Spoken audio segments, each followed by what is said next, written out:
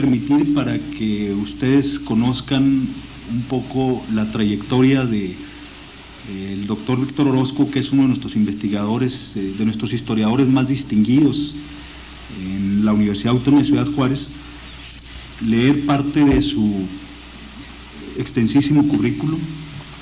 Solo algunas partes les prometo. Ahórrate lo mejor. Pero empezamos pues con los estudios del doctor Víctor Orozco. El doctor Víctor Orozco ha terminado una licenciatura en Derecho en la Universidad Autónoma de Chihuahua. En esta ocasión tuvo una graduación con mención especial. También ha recibido una maestría por la Universidad Nacional Autónoma de México con una mención honorífica, y recientemente, en agosto del año pasado, se ha graduado como doctor en Ciencia Política por la Universidad Autónoma de México, recibiendo también por su tesis una mención honorífica. Entre su desempeño académico y laboral, el doctor Orozco ha sido profesor titular de tiempo completo por oposición en la Facultad de Economía de la UNAM en 1985. También en esa misma facultad fue miembro del Consejo Editorial de la revista Investigación Económica, que es una de las revistas más notables sobre asuntos económicos en el país, y que es el órgano oficial de la Facultad de Economía. Ha sido fundador del Centro de Investigaciones Jurídico-Políticas de la Universidad Autónoma de Puebla. Colaboró como investigador invitado en el CRIM, Centro de Investigaciones Interdisciplinarias de la UNAM, coordinando varios proyectos de investigación sobre el estado de Chihuahua. Aquí en nuestra universidad tenemos el gusto, el agrado de contar con su trabajo como investigador desde 1988. Otra de sus contribuciones a la vida académica de nuestro estado ha sido el que fundó y ha sido profesor de la Escuela Nacional de Antropología desde su fundación en 1990, la que radica desde luego en la ciudad de Chihuahua. Y muchos de ustedes seguramente habrán escuchado o habrán leído los artículos del doctor Orozco en los diferentes periódicos de circulación local, regional y nacional. Él es un editorialista de Diario de Juárez, es editorialista también del diario Excelsior, con una circulación nacional. Entre su obra fundamental como empresario cultural podemos contar el hecho de haber promovido y fundado una revista que seguramente ustedes conocen, que es Cuadernos del Norte. Desde 1988 y hasta la fecha, con muchos sacrificios, sigue sosteniéndola. Creo que acaba de aparecer el último número, ¿eh? Así es. Entre los libros que ha publicado el doctor Orozco se cuenta por la propia UACJ, Democracia y Sistema Político en Chihuahua, en 1987. La UNAM le publicó en 1991 un título que nos habla de la economía, la política y la cultura de Chihuahua. Y entre las obras muy relacionadas con el tema que hoy va a ser parte de su conferencia, tenemos el de las guerras indias en la historia de Chihuahua, primeras fases, publicado por CONACULT en 1982, y por el cual recibió un premio en algo que se denominó Concurso Nacional de Investigación Regional en 1990. Las guerras indias en la historia de Chihuahua, parte de su tema de hoy, una antología que la Universidad Autónoma de Ciudad Juárez publicó en 1993, también es otra de sus obras fundamentales, y recientemente está en prensa el producto de su tesis titulado Tierras de Libres, los pueblos del distrito de Guerrero, Chihuahua, en el siglo XIX. Bueno, creo que me extendí un poco, pero valía la pena para que ustedes conocieran todo el trabajo intelectual, toda la obra que ha sido producto del esfuerzo intelectual del doctor Orozco. Y ahora le cedemos la palabra. Muchas gracias. Bueno, pues en primer lugar debo decir que Manuel Loera se salió con la suya de leer muchas cosas que no eran muy necesarias, y luego enseguida pues me dejó mucho duro el paquete el maestro Ferrogay. Si es que la mayoría de ustedes estuvieron aquí, el tema es totalmente distinto al anterior. Se trata justamente de un tema de historia regional y específicamente un tema muy importante para los que vivimos aquí, los que somos originarios del norte mexicano, del estado de Chihuahua, y especialmente de esta región fronteriza que son las guerras indias. Este tema ha sido tratado, yo diría muy mal tratado por la historia nacional, por los historiadores mexicanos, quizá menos maltratado por historiadores norteamericanos, pero en general había sido o ha sido confinado a lo que yo he llamado la subliteratura de masas, es decir, se ha convertido sobre todo en un artículo de folclore para los Estados Unidos, y no digo desde luego esto de los historiadores, de los grandes historiadores norteamericanos, pero sí de esta gran industria, sobre todo la gran industria cinematográfica, y de esta vulgarización del tema de los indios y de las guerras indias, tanto en Estados Unidos como en México. Sobre todo nos hemos acercado al tema a través del cine, que ha sido hasta hace muy poco una versión muy mala de lo que fueron las guerras indias. Recientemente en Estados Unidos parece que con un cierto cargo de conciencia muy común en los norteamericanos se han producido nuevas versiones cinematográficas de temas como el de Jerónimo, que ustedes recuerdan, o Danza con Lobos, o este tipo de películas que han tratado de presentar una visión distinta de las guerras indias y de los apaches, sobre todo, que es la nación a la que básicamente me refiero yo en el tema. Pero en general todavía la visión y la perspectiva y el enfoque que se tiene en términos generales del tema es una visión muy tergiversada, muy caricaturizada, pues por esas novelitas de mano, ¿no? y por estas películas muy protagonizadas por los blancos. Recuerdo a muchas de John Wayne, que mataba a 300 apaches con un revólver de 6 tiros, ¿no? Y el héroe blanco pues contra los bárbaros, ¿no? Y bueno, todo esto ha arrojado un velo sobre el tema, lo ha caricaturizado y nos ha impedido ver la importancia que tiene en nuestra propia historia. Y bueno, este es un intento de recuperarlo, porque justamente se trata de entender qué hemos sido los chihuahuenses, cuál ha sido nuestro origen, cómo han impactado todos estos procesos sociales en nuestra propia formación colectiva, e incluso, aunque no nos demos cuenta, en nuestra propia formación y en nuestra propia historia personal. Yo después cuando empecé a examinar archivos locales, el archivo del municipio de Guerrero, el archivo de la ciudad de Chihuahua, y también en menor grado, pero también el archivo del municipio de Juárez, y otros acervos de primera mano, me percaté de la gran importancia que tuvieron las guerras indias. Es quizá la guerra larga, como lo he llamado yo para los chihuahuenses, quizá la más sangrienta y la que ha dejado más huellas en la propia historia local, y sin embargo es la menos conocida, es la menos trabajada.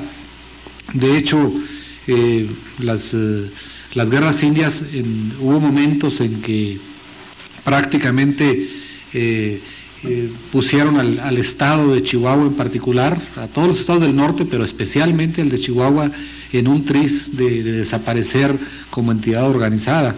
Y además, como lo explicaré a continuación, tuvieron una serie de efectos muy importantes, definitivos en la formación del Estado y de la sociedad del norte de México. Voy a empezar por señalar cuáles son las etapas de las guerras indias. La primera etapa la ubicaríamos en la colonia, todavía en la etapa de la dominación española, cuando aquí se había formaba parte de la provincia de la Nueva Vizcaya junto con Durango, y políticamente se había organizado como las provincias internas del norte, primero con capital en Parral y después posteriormente en la ciudad de Chihuahua.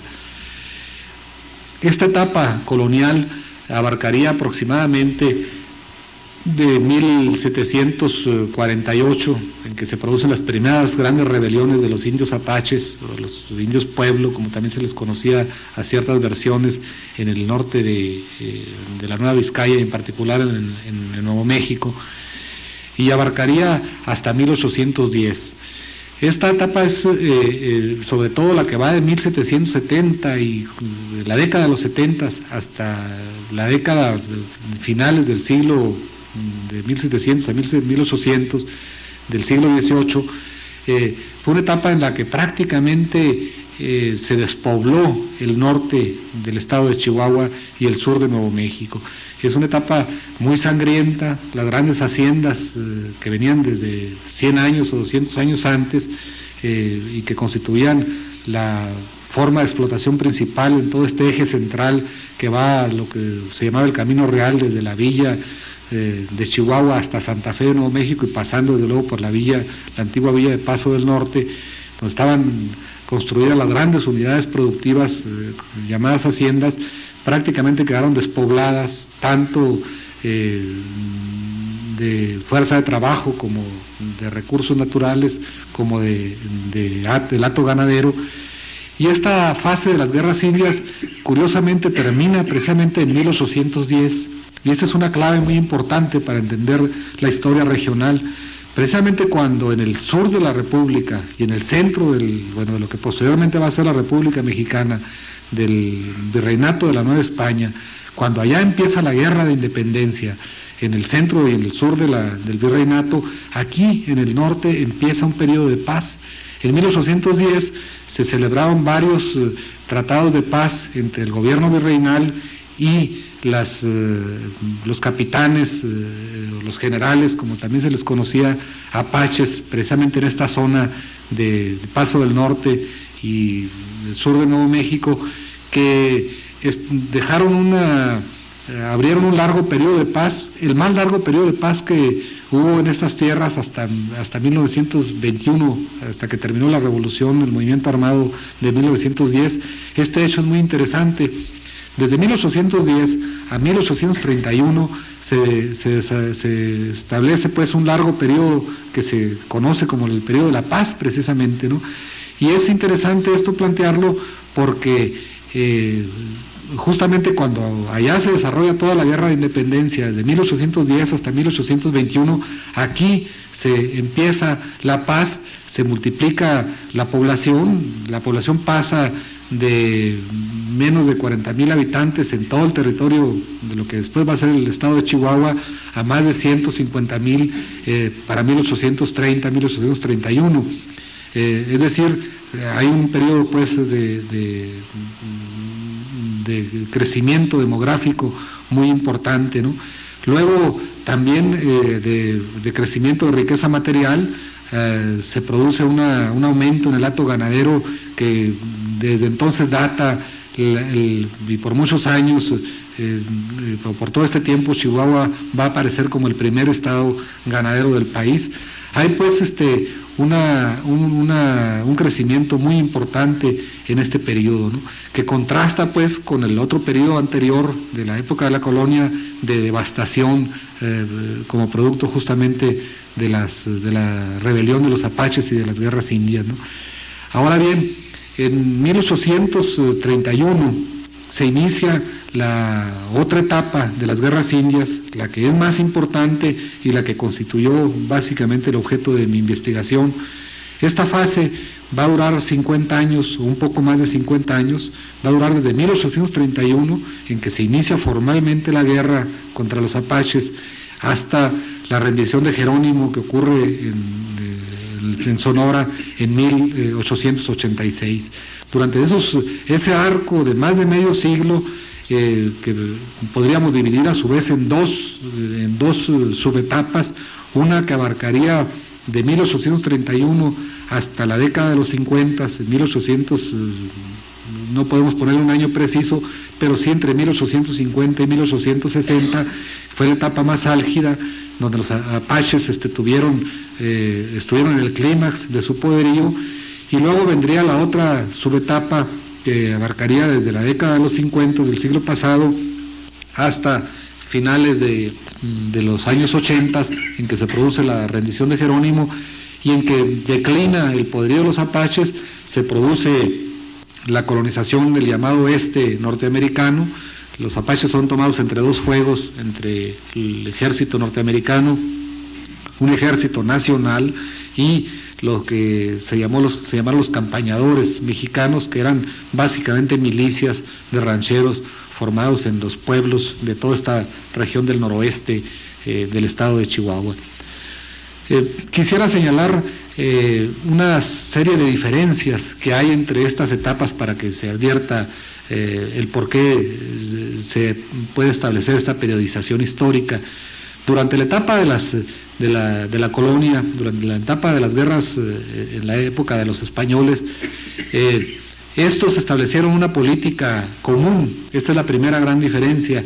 Establecieron una política, en la medida en que era un gobierno central, pudieron establecer una política frente a los apaches que podía sintetizarse en la divisa de pan y palo, ¿no? Es decir, por un lado, entregar raciones a los apaches y a los bárbaros, como les llamaban ellos, de ahí desde entonces viene el término peyorativo de bárbaro, de ofrecer raciones a los que aceptaran la paz, y por otro lado, reprimir duramente, por medio de las armas, de la violencia, a los que no se pacificaran.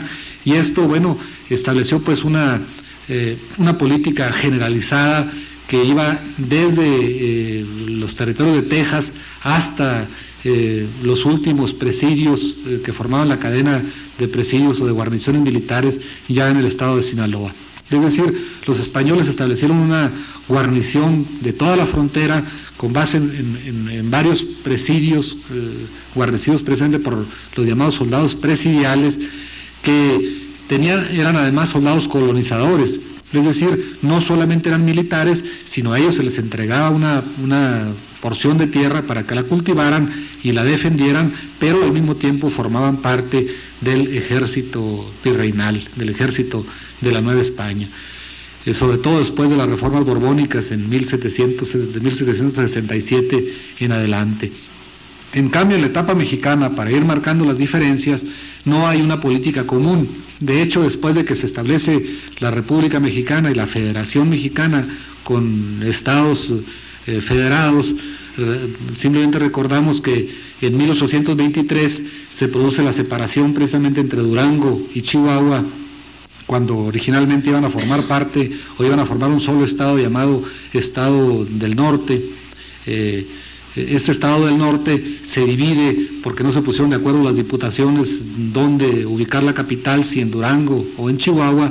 Finalmente el Congreso de la Unión decide establecer, simplemente dividir el Estado interno del norte con capitales distintas, y luego además establecer el territorio de Nuevo México. Y entonces no se establece una política común. Se establecen los estados de Sonora, o la provincia de Sonora, Sinaloa, el estado de Chihuahua, el territorio de Nuevo México, el estado de Coahuila y Texas. Entonces, entre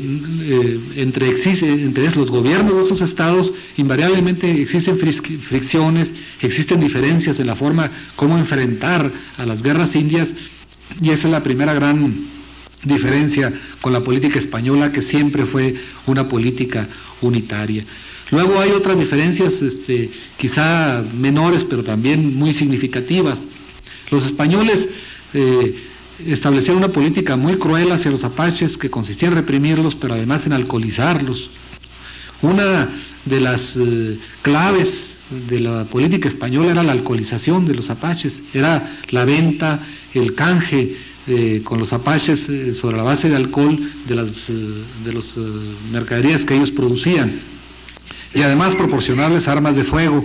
Los españoles pensaban desde cierto ángulo bien para su conveniencia, aunque posteriormente las cosas resultaron de diferente manera. Pensaban que si se armaban con armas de fuego a los apaches, perderían su destreza y además la facilidad para manufacturar sus propias armas, que eran el arco, la flecha y la lanza, y que eso los haría dependientes totalmente de los proveedores españoles, por lo que se hace a municiones y a refacciones para los fusiles.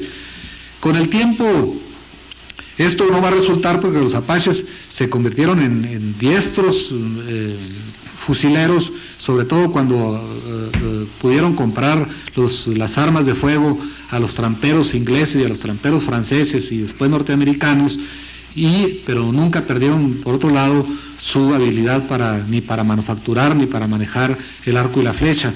Aunque hay que decir, en beneficio de sobre todo los mexicanos, después de los que heredamos a este septentrión mexicano, que también los rancheros mexicanos se convirtieron en hábiles arqueros y en hábiles lanceros, sobre todo cuando escasearon las armas de fuego, que fue casi siempre, ¿no? Entonces, de hecho, hubo una fusión de tecnologías militares entre mexicanos y apaches, ¿no? Luego otra diferencia fue la evangelización. Aquí es un asunto bien interesante y muy importante. Los españoles dominaron rápidamente, en el curso de 200 años o menos, dominaron todo el centro, todo lo que conocemos como Mesoamérica, pero toda esta parte que originalmente se le llamaba la Gran Chichimeca, toda esta parte del septentrión novohispano permaneció con un dominio muy relativo por parte de los españoles, básicamente por dos razones: una, por el fracaso de la evangelización frente a los apaches, y el fracaso militar, y como sucedió con todos los templos y las grandes casas señoriales de la Ciudad de México. Aquí, en el norte, nunca pudieron hacer eso los españoles, por una razón que quizá para los antropólogos sea más fácil explicar. Aquí la religión de los apaches no era una religión que tuviera representaciones fabricadas por los hombres. Los apaches tuvieron una religión muy cercana a lo que podríamos llamar un panteísmo primitivo, que identificaba a lo que los españoles después llamaban el gran capitán del cielo, Yastazitazané, era el nombre en el dialecto apache, que no tenía una representación humana o fabricada por los hombres. El gran capitán del cielo de los apaches se identificaba con la manada de bisontes o de venados, o con el río, o con la llanura, o con la lluvia. Era una especie de panteísmo, pues, ¿no? Y entonces ese gran capitán del cielo no podía ser doblegado por la picota de los españoles, por la barra demoledora de los españoles, que podía derrumbar una pirámide o un templo, pero no podía vencer a una divinidad inmaterial. Entonces, esta diferencia fue muy importante, porque los apaches nunca tuvieron necesidad, pues, nunca sufrieron la derrota de sus dioses frente al dios cristiano, al dios importado de Europa. Para los apaches, pues, nunca sintieron esta sensación de orfandad, de abandono que sintieron los pueblos de Centro o de Mesoamérica. Y esto, pues, estableció probablemente una de las trabas o de los obstáculos más grandes que tuvieron los evangelizadores, que fracasaron invariablemente en su proceso de conversión de los apaches. Hay muchos documentos de historiadores o de cronistas españoles o de partes militares españoles donde se quejan de que no hay oratorios, de que no hay poblazones, y además dicen es un corazón empedernido al que no entra el mensaje cristiano, al que no entra el mensaje de la civilización. Y bueno, la realidad es que no podía entrar el mensaje porque eran dos mundos totalmente diferentes, dos mundos que chocaban y que no tenían casi puntos de unión. En el sur, cuando menos, existía la unión de la representación material de la deidad. En el norte no existía esa representación. Por otro lado, quizá esto es más importante, los españoles pensaban siempre en función de dominadores y dominantes, siempre en función de amos y sirvientes.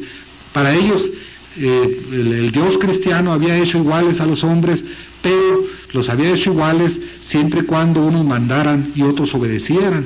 Esa era, a final de cuentas, la gran diferencia, mientras que para los apaches no podían concebir, no podían entender la idea esta, pues, de que alguien tenía que servir y alguien tenía que mandar.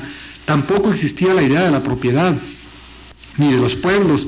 Para los españoles, e incluso para los indígenas venidos del sur, para los pueblos venidos del sur, trasladados por los españoles hacia el norte, la única forma que concebían ellos de vivir era precisamente agrupados en pueblos, en rancherías, en haciendas o en ciudades, ¿no? Para los apaches esto era también una forma que no se podía entender de vida, ¿no? Para los apaches lo que ellos defendían no era un territorio en sí, sino una forma de vida, un hábitat, una forma en la que el pillaje, por otro lado, desempeñaba una función fundamental, ¿no? Para los españoles, el pillaje era un robo, era algo que no se podía asumir socialmente, era una forma pues que se contraponía totalmente a cualquier relación civilizada, mientras que para los apaches el pillaje era una forma legítima de sobrevivencia, era pues una forma de reproducción social que chocaba totalmente con el mundo religioso, con el mundo jurídico, con el mundo social de los españoles, ¿no? De ahí que pues era una guerra que no podía tener pues mediaciones, que tenía que terminar con el aniquilamiento de uno de los dos extremos, precisamente porque eran dos mundos, dos concepciones totalmente diferentes de la vida, ¿no? La etapa española pues termina, como les decía, en 1810 en una especie de equilibrio, un equilibrio inestable porque no se venció a los apaches, no se les derrotó militarmente, tampoco se les evangelizó como sucedió con los pueblos del sur, y terminó pues con una paz precaria, ¿no? Una paz precaria fundada en que los apaches aceptaban por lo pronto la paz, aceptaban abandonar las armas a cambio de que se les proporcionaran raciones para vivir y a cambio de que se les respetaran un espacio territorial en el cual no se establecerían las haciendas, no se establecerían las unidades de población de los españoles.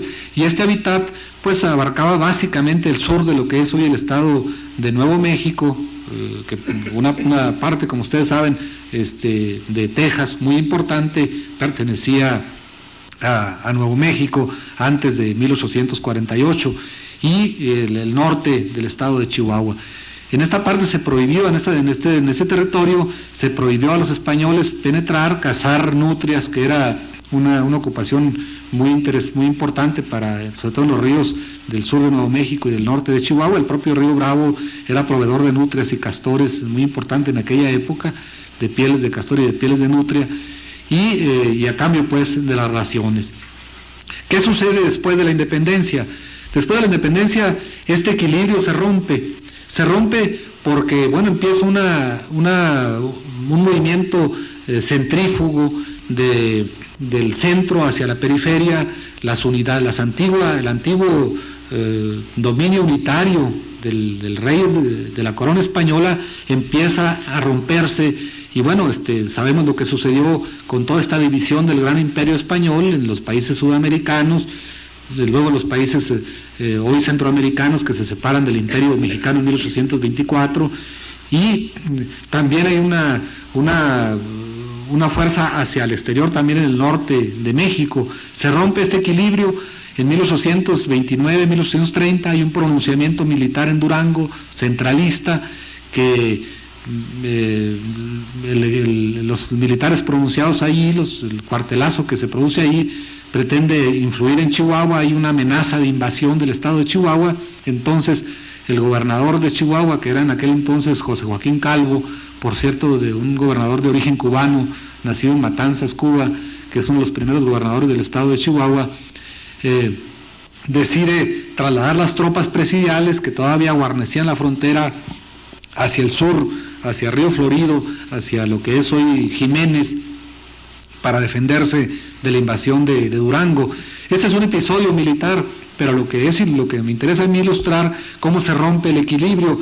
En cuanto se retiran las tropas presidiales, las tropas que guarnecían la frontera, se inicia de inmediato la lucha, una lucha que no va a terminar hasta 50 y tantos años después.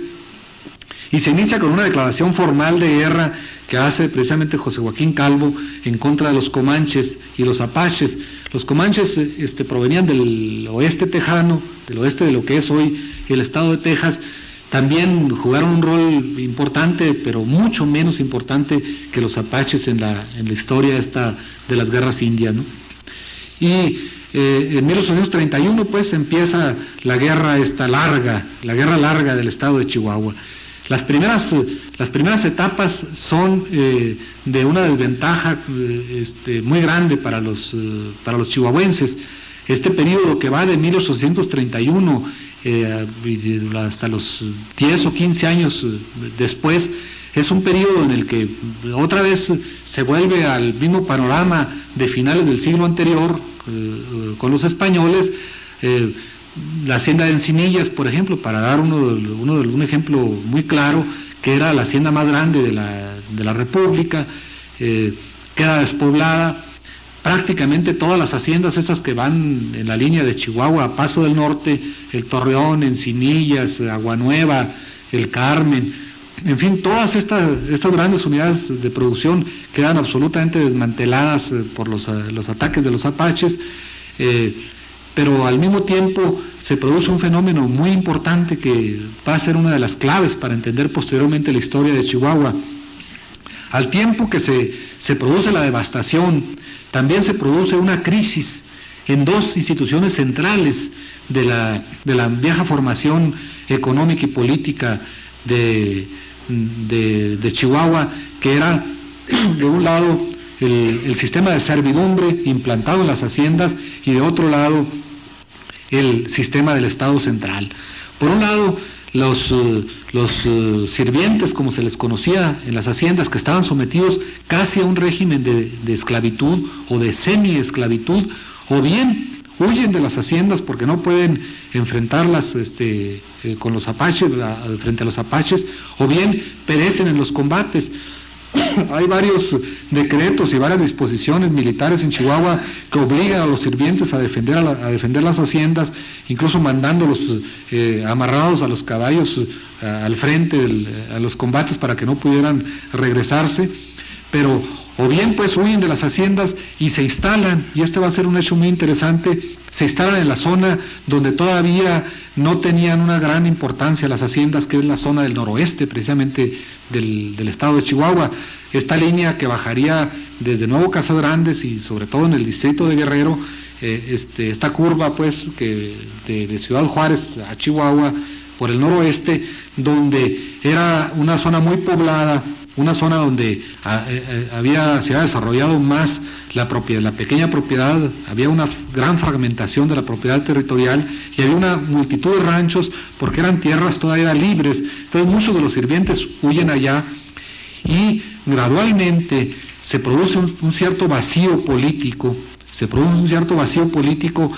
en el que los pueblos de esta zona precisamente van asumiendo la iniciativa política y la iniciativa militar. Se produce pues al parejo del debilitamiento del sistema de la servidumbre en las grandes haciendas, se produce también el debilitamiento del gobierno central, tanto del de la Ciudad de México, que nunca pudo establecer aquí un ejército profesional que derrotara a los apaches, nunca pudo pacificar pues el territorio por la vía de las armas, y también del gobierno local, pues del gobierno instalado en la ciudad de Chihuahua, del gobierno del Estado. Y ese vacío político, ya se sabe que en política parece que es muy similar a lo que sucede en la física, los vacíos siempre se llenan. Entonces el vacío militar, el vacío político dejado por el gobierno frente a los apaches es precisamente llenado por el poder de los pueblos. Y en las siguientes fases, ¿qué va a pasar? Bueno, los pueblos asumen la iniciativa para defender. Cuando la guerra llega, los apaches devastan las haciendas y prosiguen hacia el sur. Los pueblos empiezan a defender los antiguos ejidos coloniales y las antiguas posesiones de estos rancheros establecidos en todo este cordón de la Sierra Madre y de los valles de los ríos. Empiezan a defender y a formar lo que después se llamó las campañas contra los apaches, comandadas por jefes elegidos por ellos mismos, por jefes nombrados por los propios pueblerinos al margen del gobierno central, y empieza a producirse pues una guerra social. Ya no es una guerra puramente militar, sino una guerra de rancheros, de campesinos en contra de los apaches, ¿no? Es interesante destacar en esta fase la situación en que se encontraba el estado de Chihuahua en vísperas precisamente de la invasión norteamericana. Hacia 1845-46, el estado de Chihuahua se encontraba prácticamente devastado. Había desaparecido el hato ganadero.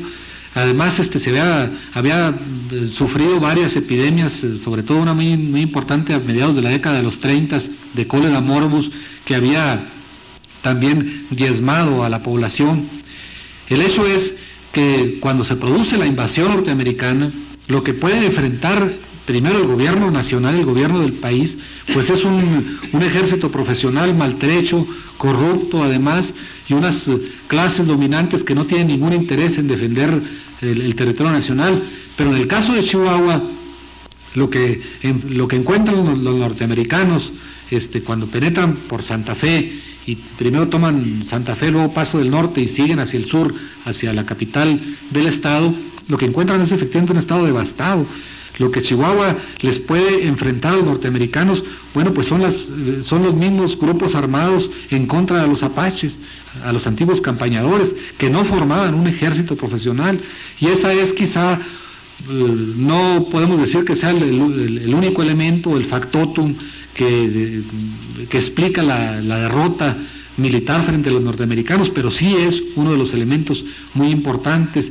Los norteamericanos encuentran pues un estado que tiene ya, y esto, bueno, hay muchos documentos explícitos de la época, un estado que tiene ya 3 o 4 lustros de guerra, de devastación, y que por tanto está preparado pues para la conquista sin muchos problemas por parte del ejército de los Estados Unidos. Y cuando hablo de Chihuahua, hablo también de Nuevo México, porque hasta 1848 los estados de Chihuahua y Nuevo México fueron estados gemelos porque compartían vínculos económicos, vínculos comerciales, vínculos políticos y vínculos familiares incluso. De hecho, lo que sucedía pues en un estado, en todo ese territorio, rápidamente se trasladaba al otro. De hecho, estamos hablando casi de una sola unidad económica y casi de una sola unidad política entre Nuevo México y Chihuahua. Cuando se produce pues la invasión norteamericana, había un estado de postración casi absoluta por el desgaste frente a los apaches y también el abandono del gobierno central, ¿no? También el abandono del gobierno central. Es la época, sobre todo en los años 30, a finales de los años 30, cuando incluso hay varios intentos que no conformaron un movimiento separatista, pero sí denuncias explícitas por parte de varios sectores del estado de Chihuahua, que decían que si no se atendía, si el gobierno central seguía manteniendo en abandono al estado de Chihuahua, probablemente con el tiempo se iba a adherir a los Estados Unidos de Norteamérica. No fue cierto esto para Chihuahua, pero sí lo fue el vaticinio, sí fue cierto para Nuevo México. Incluso a los redactores de un periódico que se llamaba El Faro, que fueron los que hicieron este planteamiento, se les formó consejo de guerra por traición a la patria. No se les condenó porque ellos se defendieron diciendo que ellos lo que estaban haciendo era precisamente una denuncia de lo que podía suceder con el estado de Chihuahua si se le mantenía en el abandono en que se encontraba, ¿no? De tal manera pues que hacia 1848 hay dos enemigos simultáneos para los chihuahuenses, y digo para los chihuahuenses porque el estado de Chihuahua hizo frente a la invasión extranjera prácticamente solo.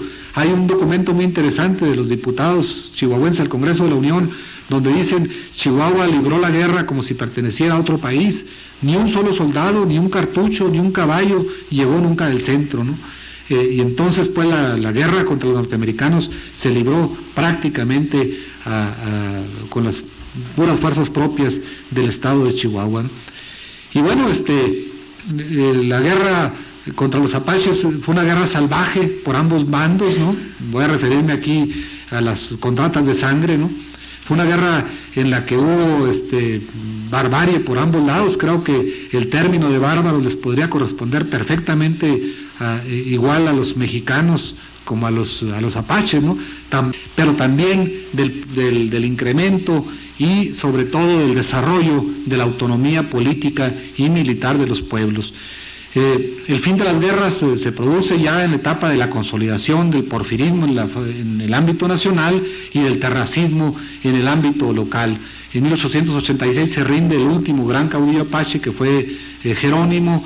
Años antes, en 1880, se había producido la batalla de Tres Castillos, donde había muerto Victorio, que era otro de los grandes caudillos, de los últimos grandes caudillos apaches. Pero las guerras indias dejaron sembrada una gran contradicción, que aquí con esto concluiría. Dejaron sembrada una gran contradicción. Durante toda esta fase había permanecido soterrada la contradicción entre los rancheros y los hacendados. Pero estas dos fuerzas quedaron en pie después de la conclusión de las guerras indias. De un lado los pueblos y de otro lado los grandes hacendados. Y apenas termina el enemigo común, que eran los apaches, esas dos fuerzas habían presentado aliadas durante 50 años. Pero cuando desaparece el enemigo común, que fueron los apaches, esas dos fuerzas sociales chocan de inmediato, y los primeros choques se manifiestan apenas se rinden los apaches. En 1892 se produce el alzamiento en Tomochic, en 1893 hay un alzamiento militar en Santo Tomás, en 1894 en Amiquipa, precisamente en los pueblos donde habían salido los campañadores o compañeros a pelear contra los apaches. Y entonces esto me lleva a mí a definir una de las claves de la Revolución Mexicana, que es precisamente lo que me motivó a mí a estudiar la guerra de los apaches, estudiar los orígenes de la Revolución Mexicana. ¿Por qué se inicia la revolución en Chihuahua? ¿Por qué aquí es el único lugar donde prospera la revolución en los primeros meses de 1910 y 1911? Bueno, precisamente porque estas fuerzas habían quedado con una gran experiencia militar, con una gran experiencia geográfica, esas fuerzas sociales encarnadas en los rancheros de los pueblos, con una gran experiencia de autonomía política. Y bueno, las revoluciones las hacen, aunque parezca o sea una tautología, una verdad de perogrullo, las revoluciones las hacen quienes pueden hacerlas. Y justamente estos rancheros chihuahuenses podían hacer la revolución, o pudieron hacer la revolución, porque tenían pues acumulada toda esta gran tradición y toda esta gran experiencia, no solamente militar, sino sobre todo de autonomía frente al Estado central. Y no es ninguna casualidad, con esto concluyo, que si nosotros leemos la nómina de todos los revolucionarios, y bueno, por ahí está el libro de don Armando B. Chávez, de los revolucionarios chihuahuenses, si nosotros seguimos la genealogía de todos estos, nos vamos a encontrar que son hijos o son nietos de los campañadores, ¿no? Entonces, pues, la conclusión sería que hay un hilo rojo, un hilo histórico que une a la revolución de 1910 con las guerras indias, ¿no? Con eso concluiría. Desafortunadamente hay muchísimo más que escarbarle al tema, ¿no? Lo hice muy atropelladamente, muy rápidamente, porque teníamos muy poco tiempo, pero si tienen ustedes alguna pregunta, pues con todo gusto la respondería.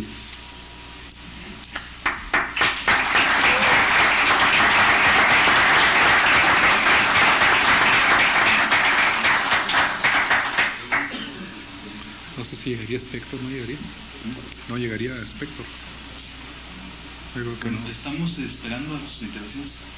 Nada más un comentario anterior. ¿No está entre nosotros Carlos Spector? ¿No? Bueno, tenemos tiempo para escuchar comentarios y réplicas y contrarréplicas. ¿Tenemos 15 minutos o media hora? No, pues lo que quieran. Si no llega Spector, pues le podemos seguir. Seguimos. En esta última, en la conclusión que ustedes establecen la relación de la Revolución de 1910 y las guerras indias, ¿puede establecerse alguna estrategia militar específica, así característica de la lucha de estos pueblos, de esos nietos de los campesinos con la Revolución Mexicana? Sí. En relación al tipo de guerra o de estrategia que tenían en la lucha con los indios, con los apaches. Sí, y la segunda parte sería si recuperaron de los apaches alguna estrategia tipo guerra de guerrillas, de ataque, de repliegue, todo este aspecto. ¿Hay alguna caracterización de ese aspecto?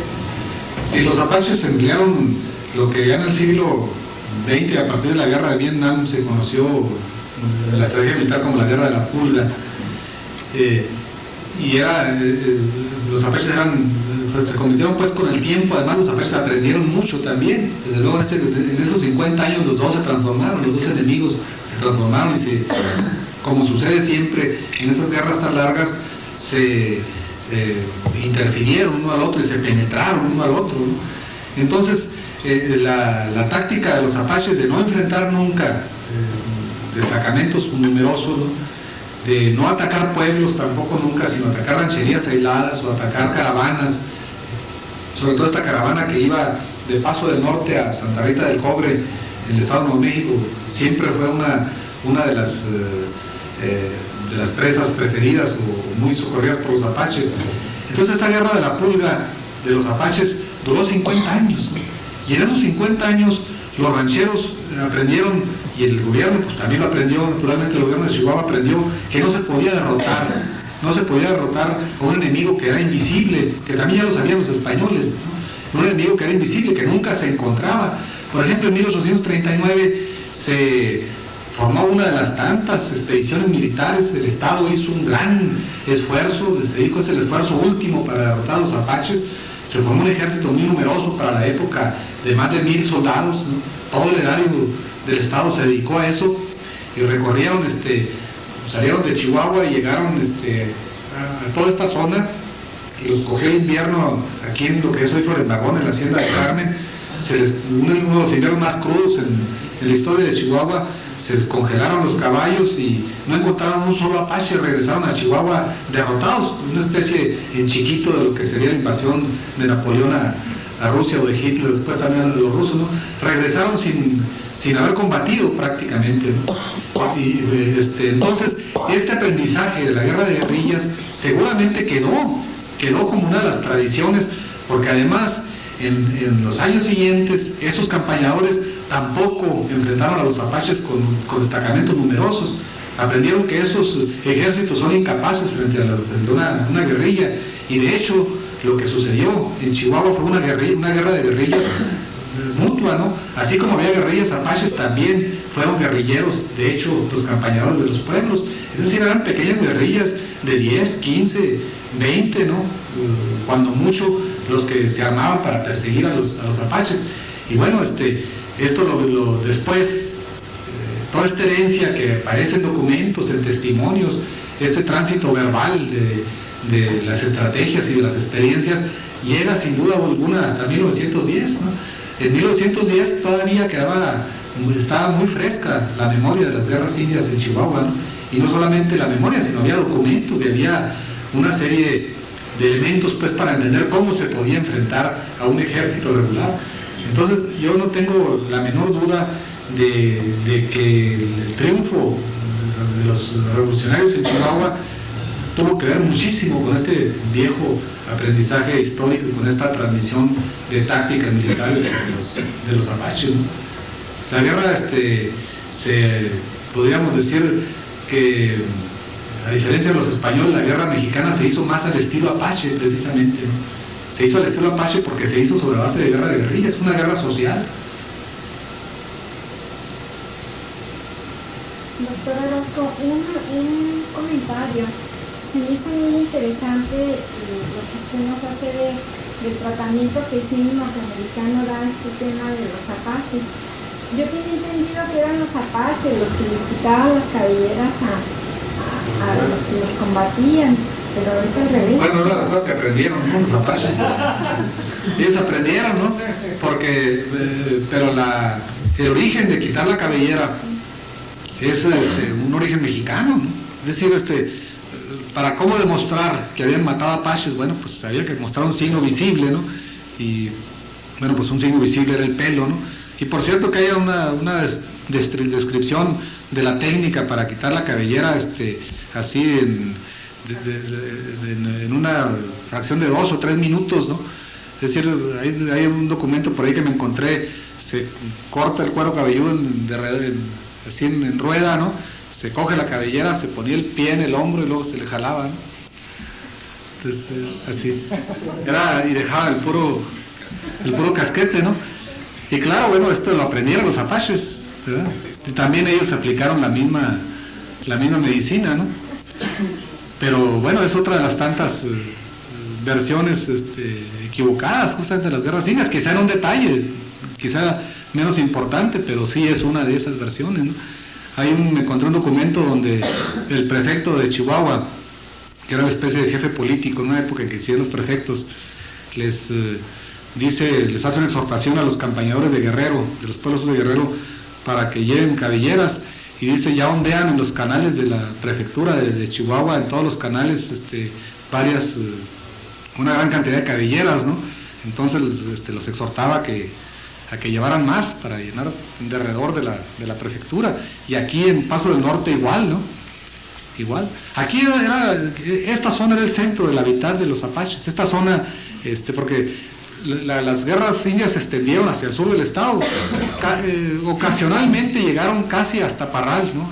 Hasta el distrito de Valleza, pero porque eran raids, pues, penetraciones así rápidas de los apaches hacia el sur, pero su hábitat el centro era aquí, esta zona de Santa Rita del Cobre, Paso del Norte, hasta todo lo que era el antiguo distrito de Janos, ¿no? Pero el escenario de la guerra, pues, fue casi todo el estado de Chihuahua. Doctor, se me ocurre a mí en relación a esto de las guerras indias, si no hubo, pues, en relación a los tarahumaras también alguna confrontación. Es una pregunta muy importante esta. Eso es muy importante esto que dice el licenciado Mayorga. Curiosamente, bueno, los tarahumaras, hay que decir que las luchas entre tarahumaras, y aquí está Ricardo, que es una autoridad en los tarahumaras, Ricardo León, pero las luchas entre los apaches y los tarahumaras, bueno, hay una diferencia de 2 siglos, cuando menos, ¿no? La última gran rebelión tarahumara, si no me equivoco, es de 1651-53, la última gran rebelión generalizada de los tarahumaras, cuando se ahorca a Tepórame, que fue el último gran caudillo, pues, de los tarahumaras. Los tarahumaras, cuando los apaches, sobre todo del siglo XIX, es decir, es una guerra totalmente tardía para el resto de la república. Y en esta última fase de las guerras indias, en esta última fase de los apaches, los tarahumaras siempre aparecieron como aliados de los mexicanos. A pesar de la situación de los tarahumaras, de que estaban, como están todavía actualmente, sometidos a una situación de parias por los mestizos y por los españoles, a pesar de eso, los tarahumaras fueron aliados de los mexicanos. Incluso los apaches, siempre que pudieron, se ensañaron cuando atacaron, aunque fue muy esporádicamente, porque la zona tarahumara y apache coincidía solamente en puntos muy precisos, pues, y muy escasos, ¿no? Pero cuando los apaches penetraron hasta la zona tarahumara, se ensañaron con los pueblos rarámuris, ¿no? De hecho, siempre los consideraron como enemigos, ¿no? Y quizá porque los apaches, bueno, y hay por ahí algún testimonio hay muchos testimonios de cautivos, pero hay por ahí alguno que me encontré de cómo se expresaban los apaches de los rarámuris, ¿no? Para ellos era indigno haberse dejado vencer, ¿no? Para los apaches era absolutamente indigno aceptar, pues, el destino que tenían los tarahumaras, y quizá eso para los apaches, la imagen de los rarámuris, que era la más cercana que tenían del destino que tenían los conquistados aquí en este país por españoles y después por mestizos, quizá eso los hizo perseverar y mantenerse más en la definición, pues, de la guerra hasta el final, ¿no? De no admitir, pues, la sumisión, ¿no? Bueno, y es que tenían de un lado, sobre todo al final, de un lado veían a los tarahumaras en México, y del otro lado veían las prisiones que los convirtieron campos de concentración o reservaciones, como se les llamaba en Estados Unidos, ¿no? Entonces era un destino, pues, que no podían aceptar quienes tenían una conciencia de libertad absoluta, ¿no? Quienes habían vivido generaciones y generaciones en este ámbito de libertad y en este mundo al que me refería inicialmente, ¿no? Que no tenía nada que ver, pues, con el mundo de los norteamericanos ni con el de los mexicanos.